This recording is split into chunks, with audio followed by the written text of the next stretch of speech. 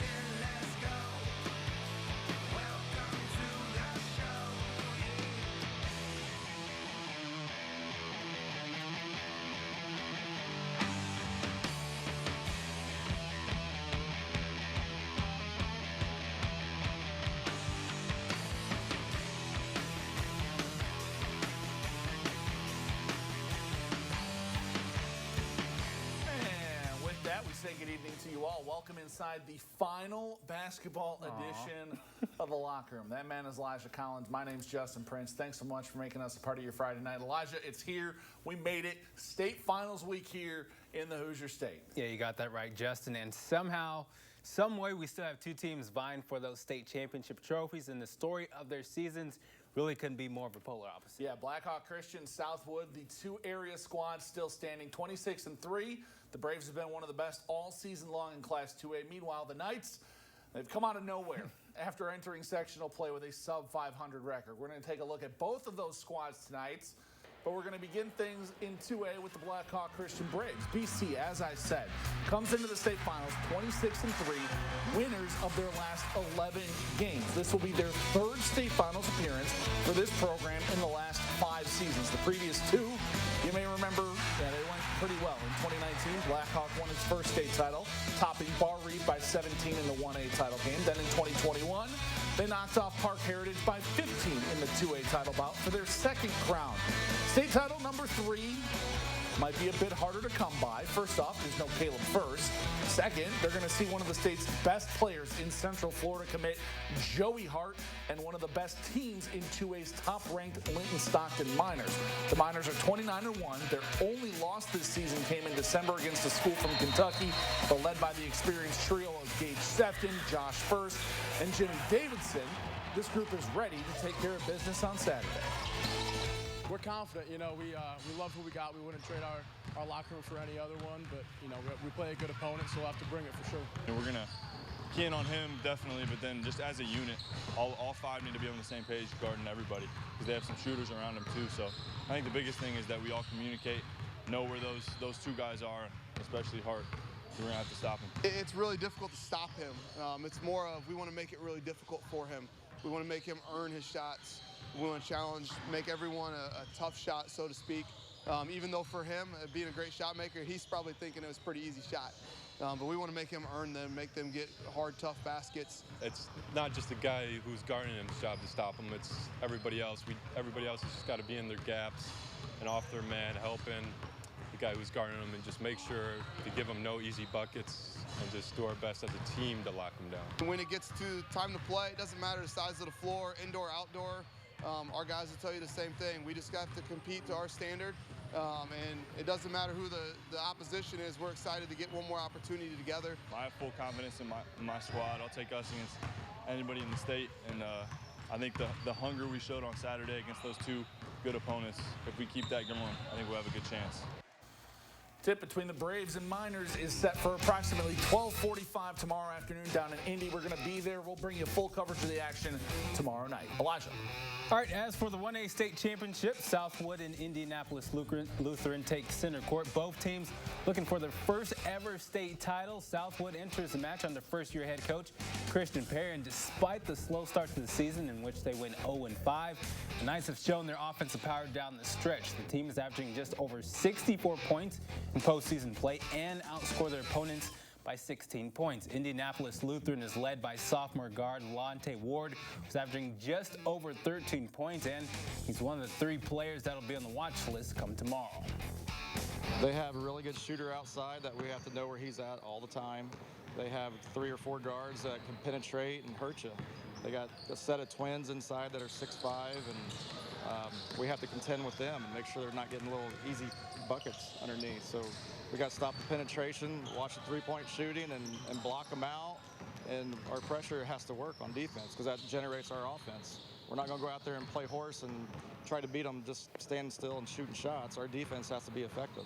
So right now we're taking a look at their offense and their defense and how many different sets they run and all that, how they match up against our zone. So we're just coming in here, we're handling it like business like we usually do.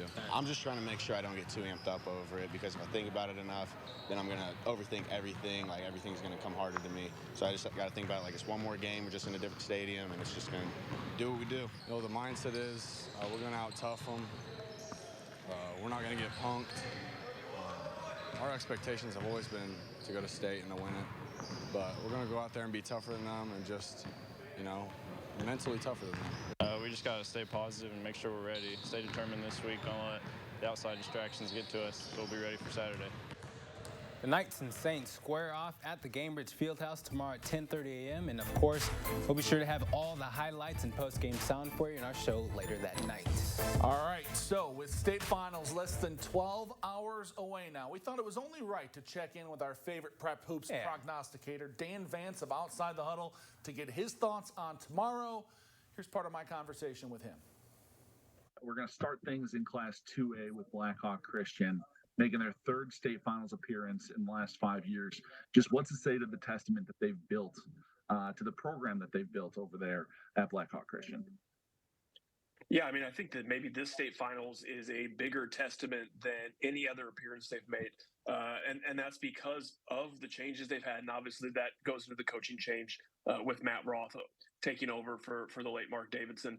It shows that what they've built has transcended everything else. It transcends not only the changeover in players, but it shows that Mark Davidson built a huge program, a program that Mike Lindsay and Joey Moreland and Dave Boyer on that bench have helped carry over into a new head coach, and that Matt Roth has gone in and said, you know, this program was so great, I don't have to change things. When we head into to state finals now for the first time, probably in the last three of them, they aren't probably the favorite heading into this year's one, though.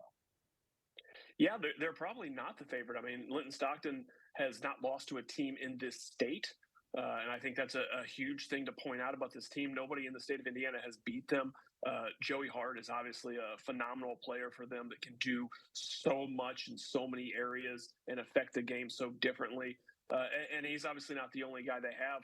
So, yeah, they don't go in as the favorite, but at the same time, for people who know about Blackhawk Christian, obviously their story is well known across the state from the last 5 to 10 years, that it's hard to not consider them a favorite in a way, just because they always get the job done.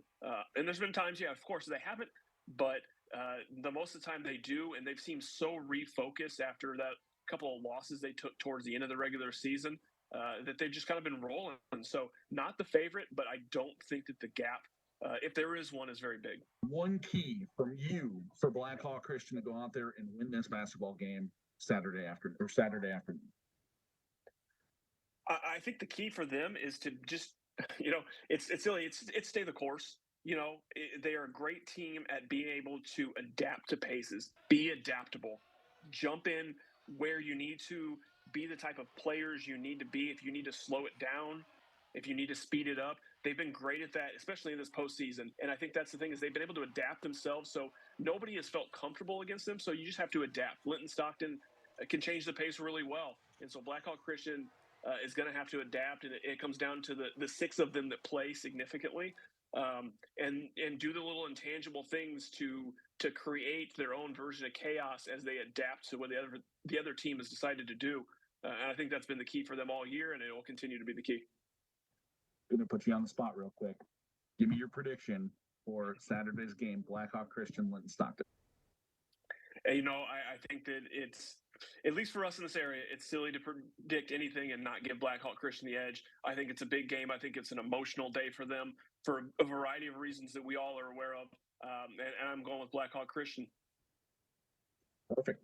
Bumping down to Class 1A, I know they're not necessarily in your guys' coverage range, But Southwood Knights, talk to me about those Southwood Knights, the run that they've been on here over the last month and a half or so, coming into sectionals under 500, and now look at this. They're making a run to state for the first time since they beat Blackhawk in semi-state in 2018. Yeah, I mean, it's a phenomenal story, and they're a team that's playing as they have the entire postseason. There's nothing to lose for Southwood. I mean, that whole analogy of you're playing with house money, and they really don't have anything to lose. And I think that's been part of the fun of watching their postseason run is they're loose, and loose teams can, this time of the year, it's March Madness for a reason, right? Loose teams can get things done because there's just a certain confidence in that relaxation of nothing to lose. And I think that's what Southwood's been doing. One key for Southwood to go down there, take care of business tomorrow morning, and win a state championship against Indianapolis. Finally break that curse that Northeast Indiana's had against that Lutheran school. You have to come out if you're Southwood, and you have to start fast. And that doesn't necessarily mean that you need to run and get into a track meet with them, but it means that you have to come out and you have to score immediately. You have to get a couple of big stops in the first quarter. And so you want to be able to have a first quarter that really shows that, hey, we came here, we're awake, we're ready to fight. And I think that's the biggest key for them is you want to go in and take an early lead and then do the things that you've been doing all along in the postseason to be able to hold on to that lead. But establishing that lead early really establishes that Southwood as the team to beat, and that's what they have to do is make Indianapolis Lutheran try to beat them. Dan, give me a prediction for the 1A state title game. Southwood, Indianapolis Lutheran, who comes home with the state championship? Why? I think it is a very close game. At the end of the day, I do think Indianapolis Lutheran gets the win. I think that they're just a very talented team. I look forward to it because I think that Southwood is going to give them a game. I think it's going to be a great game. But I think at the end, I think Lutheran just has a little bit too much. And we have to wait another year to try to end that curse. All right, appreciate our guy Dan for taking a few minutes for us earlier today. You can catch him on the Bird app over at Dan Vance, all one word, or bounce_OTH. A reminder tip between Southwood and Lutheran, set for 10:30 tomorrow. Blackhawk and Linton Stockton following immediately after, approximately 12:45. We're going to be down there for both games. Full coverage of both contests tomorrow night on Fox 55 News, 1st at 10.